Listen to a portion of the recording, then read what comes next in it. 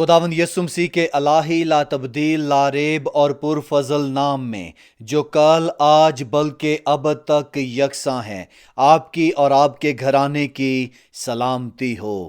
میں انجیل کا قرضدار پادری فیصل جان کھوکھر ایک بار پھر خدا کے الہی کلام کے ساتھ حاضر ہوں تاکہ مسیح کے بدن کی جو کلیسیا ہے روحانی نشو نما ہو۔ اس سے پہلے کہ ہم خدا کے کلام کا مطالعہ کریں جو ہمارے قدموں کے لیے چراغ اور راہ کے لیے روشنی ہے، آئیں خدا باپ کے حضور جھکیں اور پاک روح کی مدد اور رہنمائی کے لیے دعا مانگیں۔ خدا باپ تیرا شکر کرتا ہوں تیرے فضل کے لیے جو ہماری سوچ، ہمارے خیال، ہمارے احساسات اور ہمارے جذبات اور ہمارے تصورات سے کہیں زیادہ گہرا ہے۔ لشکروں کے رب، آج کے اس پیغام کے وسیلہ سے خدا تیرے لوگوں تک جو تیرے فضل کی خدا حقیقت ہے جب پہنچے تو بتھیری زندگیاں برکت پائیں۔ میرے لبوں کا رکھوالا بننا تاکہ تیرے صداقت کے کلام کو سادگی سے، تاکہ بچوں سے لے کر بزرگوں تک کوئی معلم ہو چاہے کوئی انجان ہو، سب کے لیے تیرا کلام خدا رہنما بن جائے۔ یسوع مسیح کے نام میں روح القدس کی قدرت میں یہ دعا مانگتا ہوں، آمین۔ جن کے پاس کلام خدا ہے وہ میرے ساتھ نکالیں نئے عہد نامہ میں سے دوسرا کرنتھیوں اس کا 8 باب، آج ہم اس کی 9ویں آیت پر غور کریں گے۔ خدا کے کلام میں یوں مرقوم ہے، کیونکہ تم ہمارے خداوند یسوع مسیح کے فضل کو جانتے ہو کہ وہ اگرچہ دولت مند تھا مگر تمہاری خاطر غریب بن گیا تاکہ تم اس کی غریبی کے سبب سے دولت مند ہو جاؤ۔ پاک کلام کے پڑھے اور سنے جانے کے وسیلہ سے ہر ایک ایماندار کی روحانی ترقی ہو، آمین۔ آج دوسرا کرنتھیوں 8 باب اس کی 9ویں آیت کی بنیاد پر جو سوال ہے وہ بہت اہم ہے، اور میری دعا ہے کہ اس سوال سے آپ کے ادراک کو، آپ کے فہم کو، آپ کی زندگی میں شخصی طور پر اس بات کو تقویت ملے گی کہ آپ سوچنے والے بن جائیں کہ اس زمین پر دراصل میں یسوع مسیح کو کس حد تک جانتی ہوں،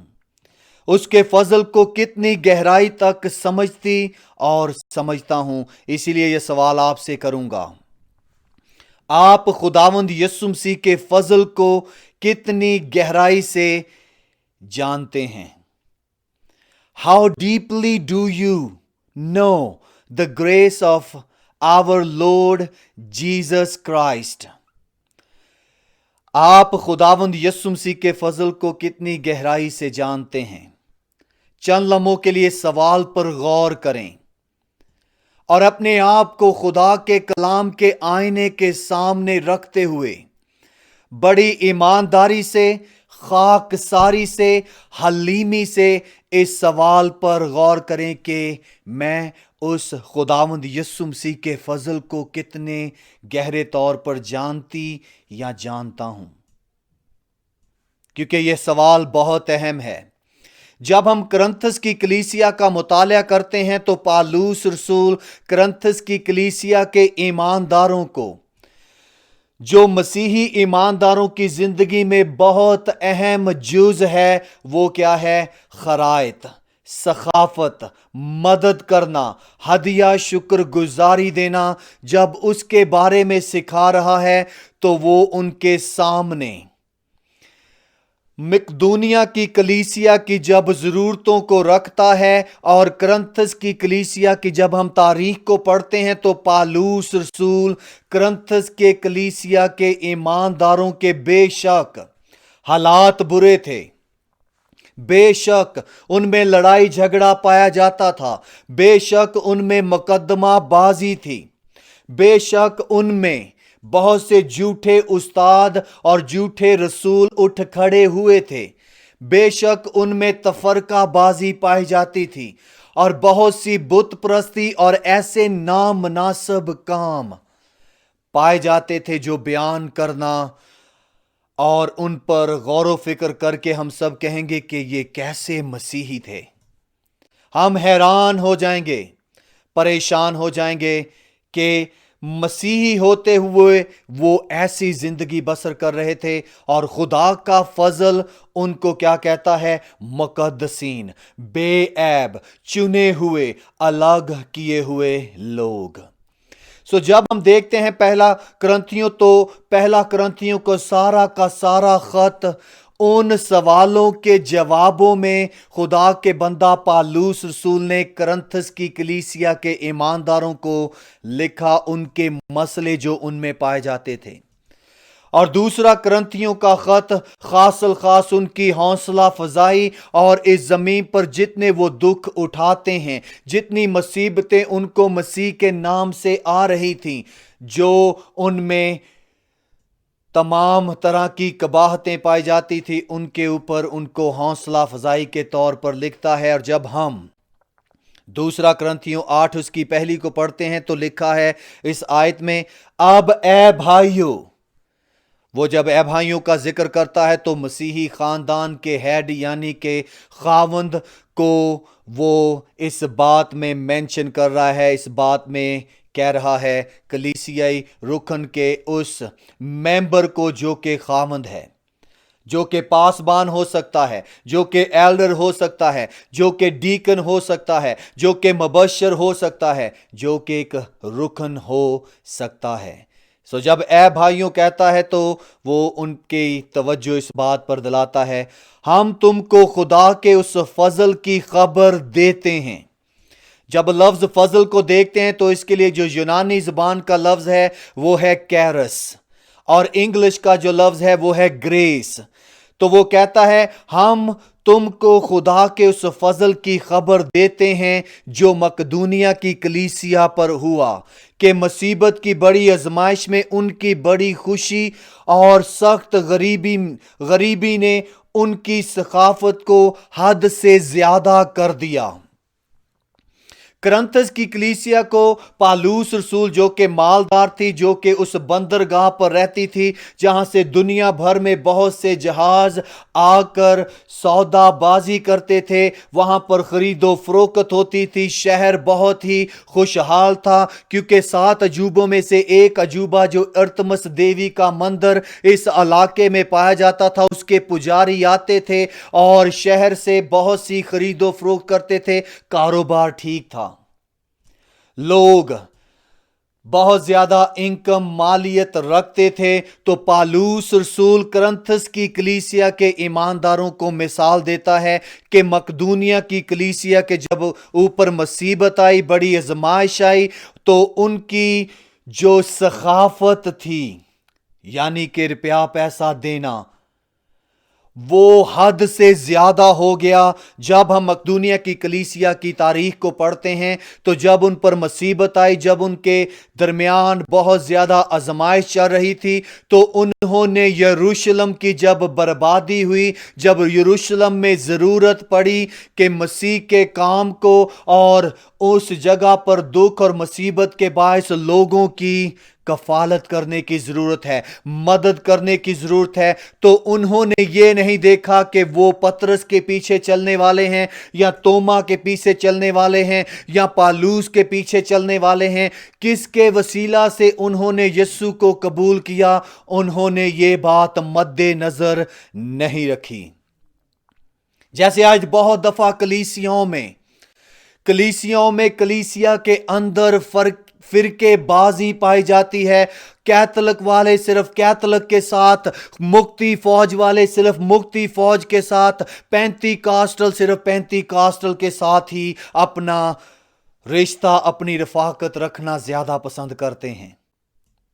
اور باقی ڈینومینیشنز کو بھی دیکھتے ہیں تو وہ ایسا ہی کرتے ہیں۔ یہ میں نے بڑی 3-4 ڈینومینیشن مینشن کی ہے جن سے آپ واقف ہیں۔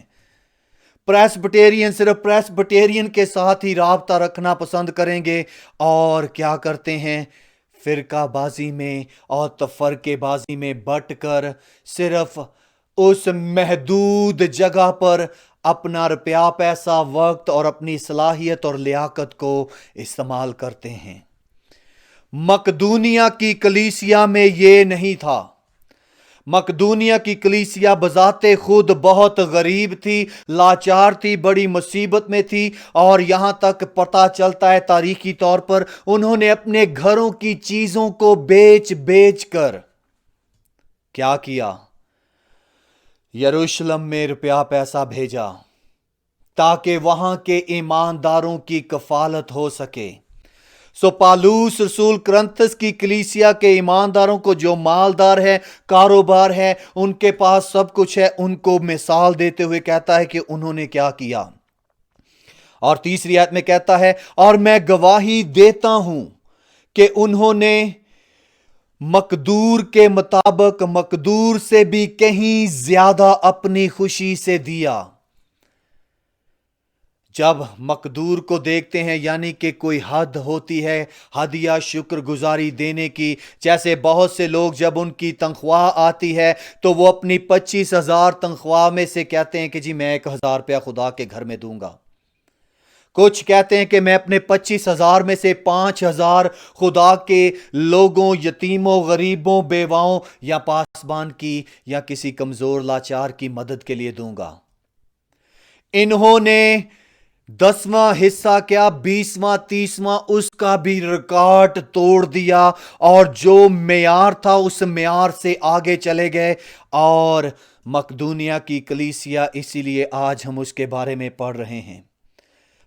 ہیں اور کہتا ہے پالوس رسول 4 آیت میں، اور اس خرائط اور مقدسوں کی خدمت کی شراکت کی بابت ہم سے بڑی منت کے ساتھ درخواست کی۔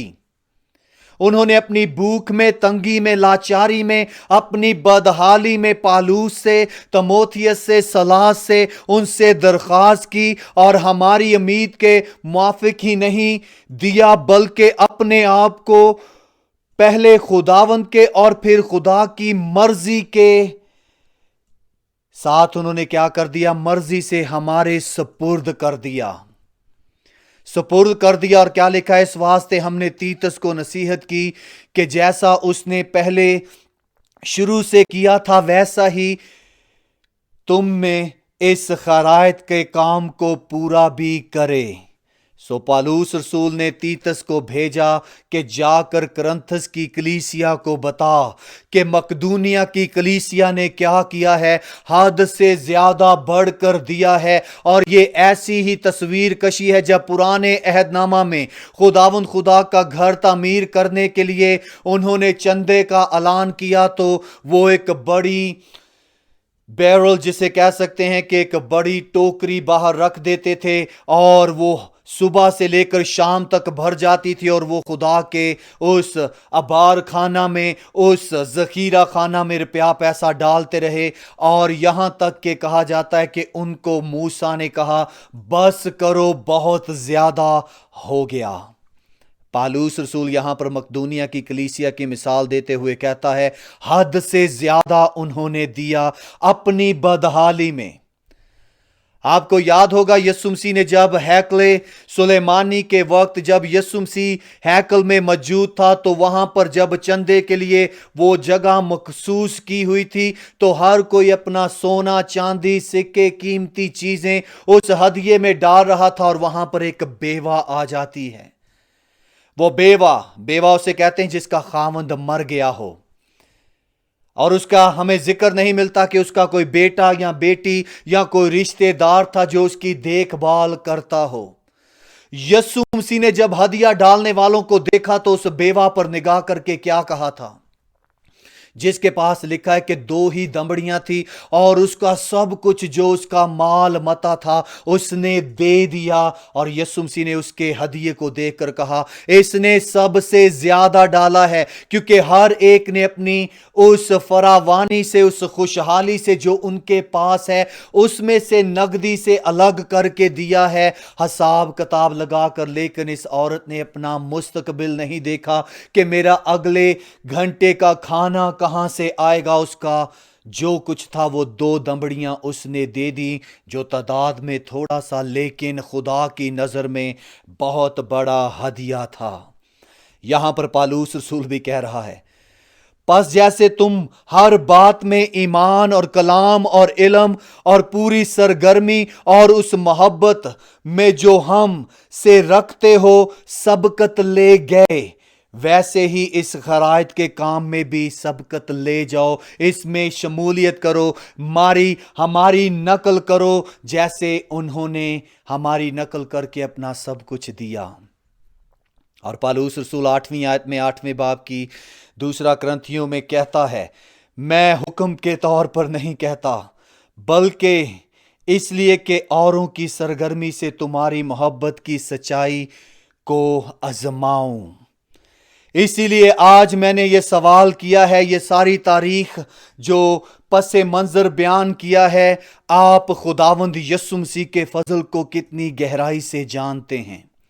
क्योंकि फजल का मतलब है इंग्लिश में ग्रेस, ग्रीक में कैरस, और उर्दू का जो लफ्ज फजल जब हम देखते हैं तो इसके मायने हैं जिसका कोई हकदार ना हो वो खुदा उनके लिए कर दे। और इसीलिए पौलुस रसूल कहता है, क्योंकि तुम हमारे खुदावंद यीशु मसीह के फजल को जानते हो। वो उनको याद दिलाता है कि यीशु अल मसीह जो बादशाहों का बादशाह बजाते खुद खुदा अपने आसमानी तख्त को छोड़कर इस जमीन पर आया कि चरनी में पैदा हो, और उसके लिए कोई जगह नहीं थी, पूरे इलाके में जगह थी, लेकिन उसके लिए सर धरने को जगह ना मिली, उसकी पैदाइश के लिए जगह ना मिली। और वो कहता है कि तुम उसके फजल को जानते हो कि तुम्हारे लिए उसने क्या किया है। वो उनको याद दिला रहा है यीशु मसीह का आना, मरना, कुर्बान होना, उनकी टूटी हुई जिंदगी की दीवारों को दोबारा तामीर करना उस मुमार की तरह जो बेहतरीन मंसूबा रखता है। यही सवाल आज आपसे मैं करूंगा, तुम हमारे खुदावंद यीशु मसीह के फजल को कितनी गहराई तक जानते हो? और आज ये जो पैगाम है, ये क्रिसमस के उन हजारों पैगाम में से एक पैगाम है कि खुदावंद यीशु मसीह इस जमीन पर आया, और क्या लिखा है कि वो अगरचे दौलतमंद था। खुदावंद यीशु मसीह की जो दौलतमंदी की यहां पर बात की जा रही है, उसके इलाही इख्तियार की तरफ इशारा है, उसकी कुदरत की तरफ इशारा है। अगर वो कहे तो कायनात 1 मिनट में फना हो जाए, अगर वो कहे तो मुर्दा जिंदा हो जाए, अगर वो कहे तो कोड़ी शफा पा जाए, अगर वो कहे तो करोड़ों फरिश्ते उसकी मर्जी को पूरा करने के लिए एक सफ में खड़े हो जाएं, उसके लिए सब कुछ करने को तैयार हो जाएं। इतनी बड़ी हस्ती जो जाहो जलाल, कुदरत, ताकत, सिफतों और कायनात का मालिक है, जिसे यूहन्ना कहता है इब्तिदा में कलाम था, कलाम खुदा के साथ था, वही कलाम मुजस्सम हुआ, हमारे दरमियान रहा। पौलुस रसूल कुरिन्थियों की कलीसिया को उभार रहा है। आज आपको भी मैं उभारना चाहता हूं और आपसे सवाल करते हुए कि आप खुदा के फजल को कितनी गहराई से जानते हैं, कितना समझते हैं। जितना आप यीशु को समझेंगे उतना ही उस जैसी जिंदगी को बसर करेंगे जिसका उसने वादा किया है। अगर आप फजल से वाकिफ हैं तो आपकी जिंदगी से, आपकी रग रग से, आपके उठने बैठने, बोलने और आपके चाल चलन से खुदा के फजल का बहाव होगा। अगर आप उसके फजल को गहरे तौर पर नहीं जानते तो मेरी दुआ है कि इस पैगाम के वसीला से आप उसके फजल के मुतलाशी हों कि मैं तेरे फजल को समझना चाहता हूं। और उसके फजल को समझने के लिए शुरुआत करनी होगी खाकसारी से, मोहब्बत से, माफी से। और इस क्रिसमस पर मैं उन तमाम पासबानों को कहूंगा, उन एल्डरों को कहूंगा, उन डीकनों को कहूंगा जिनके पास खुशहाली है कि वो 2 पैंट शर्ट इस्तेमाल कर सकते या खरीद सकते हैं, उनके पास एक्स्ट्रा मनी है, तो आपको चैलेंज करता हूं। मेरे पास बहुत सी दरख्वास्तें आती हैं, अगर आप मुझे अपने हदिये को कहते हैं मेरे नंबर पर राब्ता करके कि पादी साहब इस पैगाम को सुनने के बाद मेरे दिल में खुदा ने डाला है, बेशक मेरी मकदूनिया की कलीसिया जैसी हालत नहीं, मैं अपने घर में हूं, मेरे पास एक्स्ट्रा रुपया पैसा है, मुझे ज़रूरत नहीं कि मैं 3 जोड़े लूं, मुझे ज़रूरत नहीं कि मैं 24 के लिए 25 के लिए और नए साल के लिए अलग अलग जोड़ा लूं, अलग अलग कपड़े और अलग अलग चीज़ें लूं। मैं 2 पर गुजारा कर सकता हूं निस्बत 5 इस्तेमाल करने के। तो अगर आपको खुदा का रूह भारे तो मुझसे राब्ता करें, क्योंकि मेरे पास एक खानदान है जिसको मदद की जरूरत है, 1 नहीं 100 के हिसाब से हैं। खुदा का फजल अगर आपको समझ आ रहा है तो जरूर, अगर आप अपने हदिये को, ये मैं चैलेंज कर रहा हूं आप सबको, अगर आप 100 देंगे तो मैं 100 के साथ 100 दूंगा, अगर आप 500 देंगे तो मैं 500 के साथ 500 मिलाकर दूंगा, अगर आप 1000 देंगे तो मैं उसको डबल करके दूंगा, 1000 के साथ 1000, ताकि उन खानदानों तक इस पैगाम की नुमाइंदगी हो सके कि अगर तुम हमारे खुदावंद यीशु मसीह के फजल को जानते हो तो समझते हो कि वो दौलतमंद था, तुम्हारी खातर गरीब बन गया, वो आपकी और मेरी खातर गरीब बना, उसने सब कुछ छोड़ दिया ताकि तुम उसकी गरीबी के सबब से दौलतमंद हो जाओ। अगर आपके पास एक्स्ट्रा है, अगर आप मदद कर सकते हैं तो अपनी उस रुपए पैसे की बरकत को ज़रूर दूसरों के साथ शेयर करें। अगर आपके पास कोई नज़दीक है तो उसकी मदद करें। ज़रूरी नहीं कि आप मुझसे राब्ता करें, और मैं आपको बताना चाहूँगा कि आप अगर मुझसे राब्ता करेंगे तो वो आपको पैसा मुझे नहीं भेजना होगा, मैं आपको उन लोगों का नंबर दूंगा जैज़ का या कैश अकाउंट का, कि आप उनको खुद भेजें, और जब वो आपसे पूछे कि आपको किसने कहा तो आपने कहना है कि यीशु मसीह के एक बंदे ने जिसका नाम अंजील का कर्जदार है, इस पैगाम ने हमें तकवीयत दी है, हमारे दिल में खुदा के रूह ने डाला है। तो हम आपको जानते नहीं, आपसे वाकिफ नहीं, लेकिन इतना जानते हैं कि जिस मसीह के हम मानने वाले हैं आप उसी के मानने वाले हैं। आप खुदावंद यीशु मसीह के फजल की नुमाइंदगी ज़मीन पर कर सकते हैं, और ये क्रिसमस बथेरों के लिए बरकत का बायस बन सकता है। और यीशु मसीह ने भी कहा, अगर तुम्हारे पास 2 कुर्ते हों तो एक उसे दे दो जिसके पास नहीं है। खुदावंद इस कलाम के वसीला से बहुत सी जिंदगियों को इंस्पायर्ड करना, उभारना, और खुदा वो अपने इर्द गिर्द गौर करें, खुद में इतने मगन ना हो, बल्कि खुद में खुदी का इनकार करके तुझ खुदा की हकीकी मोहब्बत को समझकर फजल की वो बारिश बन जाए उन लाचारों और गरीबों और गमजदों और मुश्किल जदों के लिए। यीशु के नाम में रूहुल कुद्दुस की कुदरत में ऐ बाप ये दुआ मांगता हूँ, आमीन।